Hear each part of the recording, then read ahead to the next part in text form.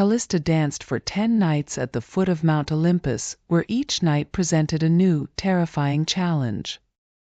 From dancing among spirits of the dead to facing illusions of fierce predators, her love for Lysander taking her through unimaginable trials. Will her devotion be enough to sway the gods and save her beloved? In the heart of ancient Greece, nestled between rolling hills and olive groves, lay a small, vibrant village. The village was a place of laughter and joy, where the air was filled with the scent of blooming flowers and the sound of children's laughter. Among the villagers were Callista and Lysander, a couple whose love for each other was as strong as the ancient oak trees that lined the village square. Callista was known throughout the village for her kindness and grace. She had a heart as pure as the mountain streams, and her smile could brighten even the darkest days. Lysander, her beloved partner, was a man of strength and wisdom. He was the protector of the village, always ready to lend a helping hand or offer a word of advice. Together they were the heart of the village, and their love was admired by all who knew them. Each day Callista and Lysander would walk hand in hand through the village, greeting their neighbors and sharing in the joys of life. They would sit by the river, watching the sunset behind the mountains, and talk about their dreams for the future. They planned to grow old together, to build a family, and to live out their days in happiness and peace. But one fateful day their world was shattered. Lysander fell ill with a sickness that no healer could cure. It began as a small cough, but soon it grew into something far more sinister. His strength faded, his skin grew pale, and his once bright eyes became dull and tired. Callista watched in horror as the man she loved more than anything in the world grew weaker and weaker. The village healers tried everything they could to save Lysander, but nothing worked. They mixed potions, whispered prayers, and performed rituals, but the sickness only grew worse. Callista's heart was heavy with sorrow, and she could not bear to see Lysander suffer. She spent her days by his side, holding his hand and whispering words of love and comfort. As the days turned into weeks, Callista's despair deepened. She knew that time was running out, and she could not stand the thought of losing Lysander.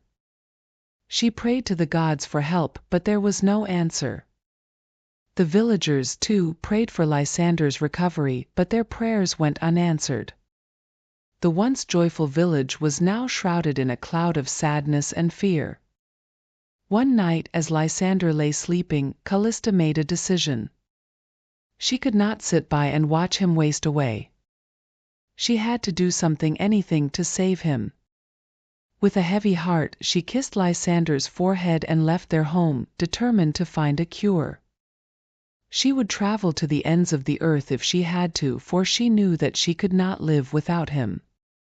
Callista packed a small bag with food and water, and as she left the village, she felt a mixture of hope and fear.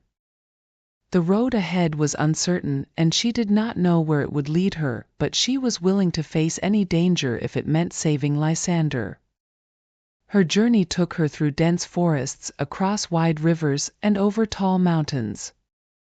The days were long and exhausting, but she pressed on, driven by her love for Lysander. Along the way, she met strangers who offered her food, shelter, and advice. Some told her of distant lands where great healers lived, while others spoke of powerful gods who might be able to help her. Callista listened to their stories, but none of them offered the solution she sought. One evening, as the sun began to set, Callista found herself in a small, quiet village at the edge of a vast, mysterious forest. The villagers there were kind, and they welcomed her with open arms. They listened to her story with compassion, and one of the elders told her of a wise old sage who lived deep in the forest. This sage, the elder said, possessed knowledge beyond that of any healer and might be able to help her. With renewed hope, Callista set out to find the sage. The forest was dark and filled with strange sounds, but she was not afraid. She followed a narrow path that wound through the trees, her heart beating fast with anticipation. After hours of walking, she came to a small clearing where a modest hut stood. Smoke rose from a chimney and the smell of herbs filled the air. Callista approached the hut and knocked on the door. A moment later, the door creaked open and an old man with a long white beard and kind eyes appeared. He looked at Callista with curiosity, and after a moment he invited her inside. Inside the hut, the sage offered Callista a seat by the fire. The walls were lined with shelves filled with ancient books, jars of herbs, and strange artifacts. The air was thick with the scent of incense, and the flames in the fireplace cast dancing shadows on the walls. The sage listened intently as Callista told him of Lysander's illness and her desperate quest to save him. When she finished, the sage nodded slowly as if he had expected her arrival. He told her that the sickness Lysander suffered from was beyond the reach of ordinary healers. It was a curse that could only be lifted by the gods themselves. Callista's heart sank at the sage's words, but the old man raised a hand to silence her despair. He told her that there was a way to save Lysander, but it would not be easy. The gods were powerful, and they did not grant their blessings lightly. To earn their favor, Callista would have to prove the strength of her love and devotion. The sage explained that Callista would need to travel to the foot of Mount Olympus, the sacred home of the gods. There, she would have to dance for 10 nights, each night facing a different challenge. She would need to pray to the gods in the order of their seniority, starting with the mighty Zeus and ending with Hermes, the swift messenger. Only by completing this arduous task would she earn the gods' blessing and save Lysander. Callista listened with a mix of awe and fear. The task sounded impossible, but she knew she had no choice. She would do anything to save Lysander, even if it meant facing the wrath of the gods themselves. The sage saw the determination in her eyes and nodded in approval. He gave her a small vial of sacred oil to anoint herself before each dance, telling her that it would protect her from harm. With the sage's blessing, Callista set out for Mount Olympus. The journey was long and difficult, but she did not waver. She climbed steep hills, crossed deep valleys, and finally reached the base of the mighty mountain. As she stood at the foot of Mount Olympus, she looked up at its towering peaks and felt a shiver of fear. But she also felt a deep sense of purpose. She knew that this was the only way to save Lysander, and she was ready to face whatever challenges lay ahead. As the sun dipped below the horizon and darkness began to blanket the land, Callista stood at the foot of Mount Olympus, her heart pounding in her chest. The air was still, and the only sound was the rustling of leaves in the gentle breeze. She knew that the first night of her trial was about to begin. With trembling hands, Callista opened the vial of sacred oil given to her by the sage. She anointed herself with the oil, feeling its warmth spread through her body. It gave her a sense of calm, and she whispered a prayer to Zeus, asking for his protection and guidance. As she finished her prayer, a cold wind swept through the valley, and the air grew heavy with the scent of decay. Callista looked around, her heart racing, as ghostly figures began to materialize from the shadows. These were the spirits of the dead, their hollow eyes glowing in the darkness. They moved slowly, their tattered robes trailing behind them as they drifted toward Callista. The spirits began to whisper, their voices echoing like the wind through the trees. Their words were confusing and disorienting, filling Callista's mind with doubt and fear. They spoke of hopelessness, of the futility of her quest, and of the inevitable death that awaited Lysander. Their voices grew louder and more insistent, swirling around her like a storm. Callista felt a wave of panic rising within her.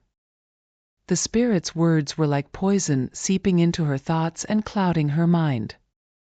She could feel herself losing focus, her body trembling with fear. But then she remembered why she was there. She thought of Lysander, of his smile, of the life they had shared together. She could not let the spirit's words defeat her. With a deep breath, Callista began to dance. Her movements were slow at first, her body still heavy with fear. But as she danced, she focused on the love she held for Lysander. She pictured his face, his laughter, and the future they could still have together.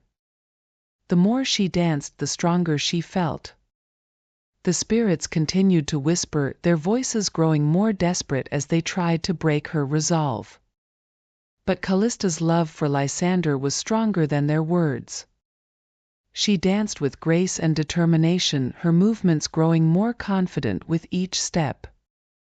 The spirits swirled around her, their ghostly hands reaching out, but they could not touch her.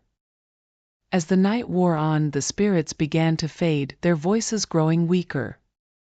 Callista continued to dance, her feet moving in perfect rhythm with her heartbeat. The coldness in the air began to lift, and the first light of dawn appeared on the horizon. The spirits, defeated, dissolved into the morning mist, leaving Callista standing alone at the foot of the mountain. She was exhausted, her body aching from the effort, but her heart was filled with hope. She had faced the first challenge and emerged victorious. She knew that the road ahead would be difficult, but she was ready. With the spirits vanquished, Callista took a moment to rest, gathering her strength for the next night's trial. The day passed slowly for Callista, her body still weary from the previous night's ordeal. As she rested in the shade of a tall cypress tree, she found herself reflecting on the encounter with the spirits.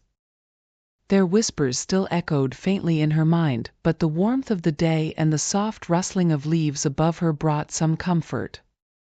She allowed herself a brief moment of peace, knowing that when night fell, another challenge awaited her. As dusk approached, the sky was painted with hues of orange and purple. The air grew cooler, and the sounds of the day began to fade into an uneasy silence. Callista knew that the time had come to prepare for the second night's trial. She took the sacred vial from her bag, anointing herself with the oil once more. The warmth of the oil seeped into her skin, grounding her and filling her with a sense of readiness. She knelt on the ground, her hands clasped together, and began to pray. Hera, Queen of the Gods, I call upon you tonight. Grant me the strength to face the dangers ahead and protect me as I dance in your honor. My love for Lysander is pure and unwavering, and I ask for your blessing to see us through this trial. As the last rays of the sun dipped below the horizon, Callista rose to her feet. The air around her grew heavy, and the ground beneath her began to tremble. A deep, rumbling sound filled the valley, and Callista's heart raced as she looked around. From the shadows she saw them emerging, great, fearsome lions, their eyes glowing with a menacing light. Their golden fur shimmered in the dim light, and their low growls sent shivers down her spine. But that was not all. Slithering alongside the lions were massive serpents, their scales glistening like polished bronze. Their tongues flicked in and out as they moved, hissing softly as they approached. The combination of these fearsome creatures was terrifying, and Callista felt a wave of panic rise within her. The lions roared, their powerful voices echoing through the night, while the serpents coiled around the rocks, their bodies twisting and turning in the moonlight. It was as if the very earth had come alive to challenge her, and the sight of these fearsome beasts filled her with dread. But she knew that these creatures were not real, they were illusions crafted by the gods to test her resolve. Despite knowing this, the terror they invoked was very real. The ground beneath her feet seemed to shake with each step the lions took, and the hissing of the serpents filled her ears, making it difficult to think. Callista's breathing grew rapid, her chest tight with fear, but she forced herself to focus on her mission. She began to move, slowly at first, her limbs heavy with the weight of her fear. But as she danced, she remembered her prayer to Hera, the goddess of marriage and family. She thought of the love she shared with Lysander, a love so deep and enduring that it could not be shaken by any illusion. She drew strength from this love, allowing it to guide her movements. Callista's steps became more fluid, her body moving with grace and purpose. She danced with determination, her movements a silent challenge to the illusions that surrounded her. The lions and serpents seemed to react to her defiance, their growls and hisses growing louder, more insistent. They lunged at her, their forms flickering in and out of reality, but Callista did not falter. With each step, she imagined herself growing stronger, more resilient. She pictured Lysander waiting for her, his smile lighting up her heart, and it gave her the courage she needed to continue. The lion's roars became distant echoes, and the serpent's hisses faded into the background as Callista danced with all her might. The night wore on, and the illusions became more aggressive, as if trying to break her spirit. The lion's jaws snapped just inches from her, and the serpent's coils tightened around her legs, but she refused to give in. She twirled and leaped, her body moving in perfect harmony with the rhythm of her heart.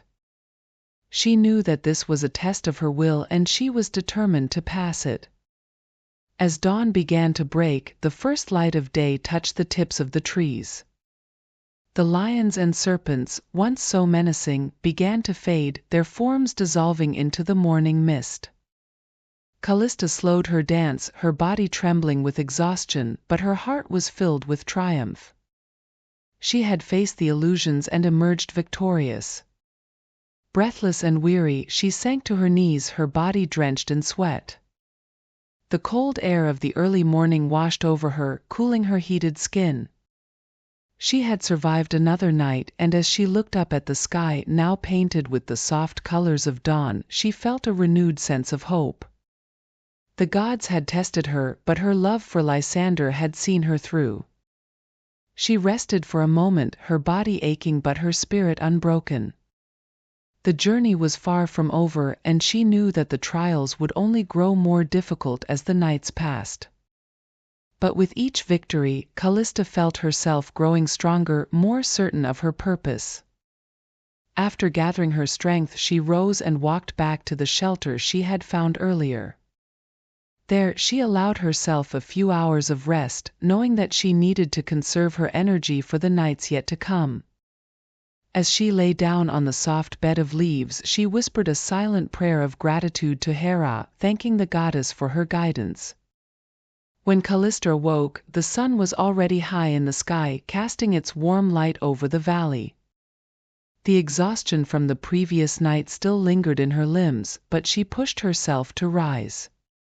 She knew that the third night would bring another trial, and she needed to be prepared. She spent the day gathering her strength, eating the food she had brought with her, and drinking from a nearby stream. As the day wore on, Callista found herself growing anxious.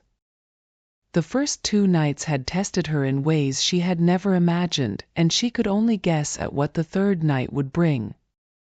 But she also felt a growing sense of resolve. She had faced the spirits of the dead and the illusions of lions and serpents, and she had emerged victorious. Whatever the gods had in store for her tonight, she would face it with courage. As the sun began to set, Callista once again anointed herself with the sacred oil, feeling its warmth seep into her skin. She knelt on the ground, her hands clasped together in prayer. Poseidon, god of the sea, I call upon you tonight. Grant me the strength to withstand the storm that is to come, and protect me as I dance in your honor.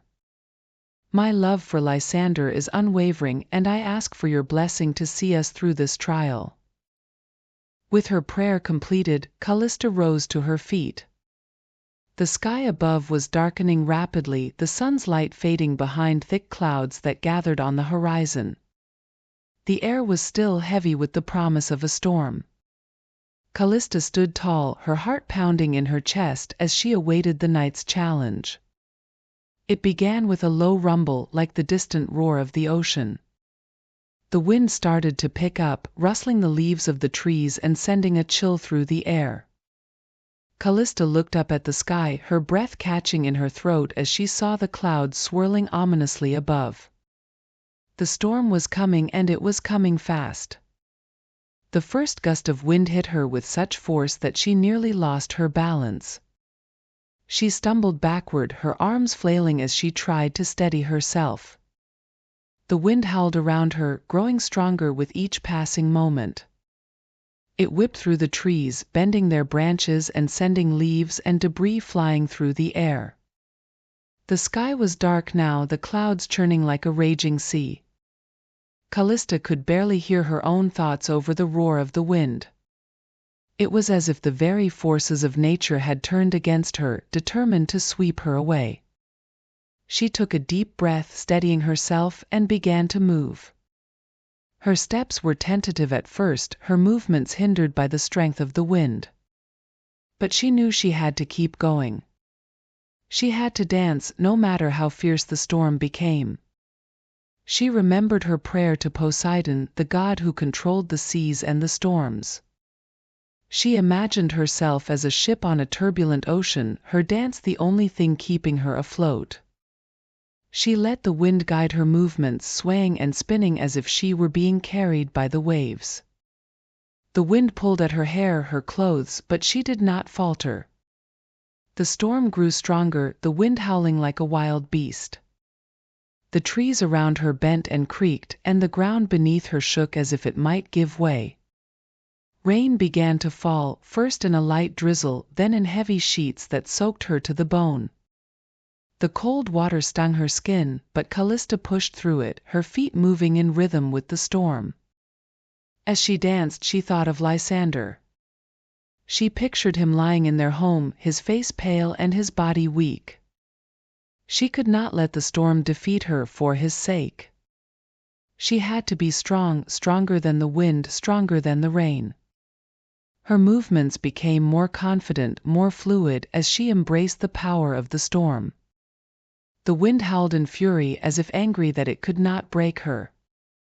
It whipped around her, tearing at her clothes and lashing her with rain, but Callista continued to dance. She moved with grace and determination, her body swaying like a reed in the wind. She could feel the storm's power all around her, but she did not fear it. She knew that as long as she kept dancing, she would be safe. The night wore on, the storm raging with relentless fury.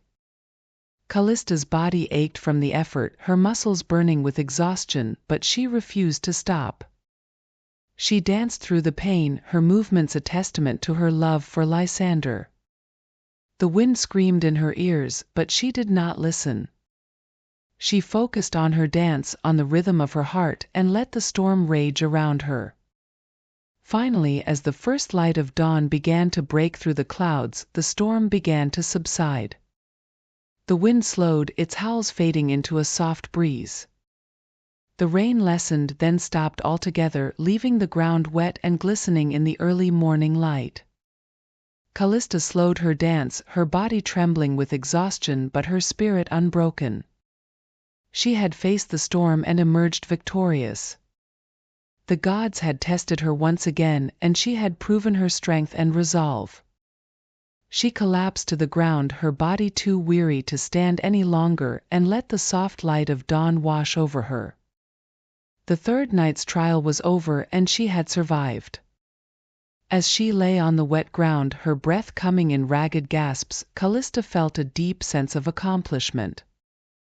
The journey was not over, but she had made it through another night. She closed her eyes, allowing herself a few moments of rest before the day began. She knew that the next trial would come soon, but for now she was content to simply be. The following day, Callista spent her time recovering from the previous night's ordeal. Her body ached, and every movement was a reminder of the intensity of the storm she had faced. But as the sun climbed higher in the sky, she felt a renewed sense of determination. She had made it through 3 nights of trials, and she knew she could not stop now. Lysander's life depended on her, and she would do whatever it took to save him. As the sun began to set once more, Callista prepared herself for the 4th night's challenge. She anointed herself with the sacred oil, feeling its warmth spread through her tired muscles. This time she prayed to Athena, the goddess of wisdom and courage. Athena, wise and just, I call upon you tonight. Grant me the wisdom to navigate the shadows that await me and the courage to face the darkness without fear. My love for Lysander is my guiding light, and I ask for your blessing to see us through this trial. With her prayer completed, Callista rose to her feet and looked around. The sun had dipped below the horizon, casting the valley into darkness. The air was thick with the scent of earth and moss, and the sounds of the night creatures filled the air. But there was something else, something more ominous, lurking in the shadows. As the darkness deepened, Callista noticed the shadows around her growing longer, twisting and writhing like living things. They seemed to move of their own accord, reaching out toward her with dark, ethereal tendrils. The trees around her cast long, distorted shadows that seemed to shift and change shape, forming grotesque, menacing figures. Callista felt a shiver run down her spine as she realized that the shadows were not just figments of her imagination. They were real and they were alive. The forest around her had become a place of darkness and fear, and she knew that the only way to dispel the shadows was to face them head-on. She took a deep breath, steeling herself, and began to dance. Her movements were slow and deliberate, her body tense with the effort of staying focused.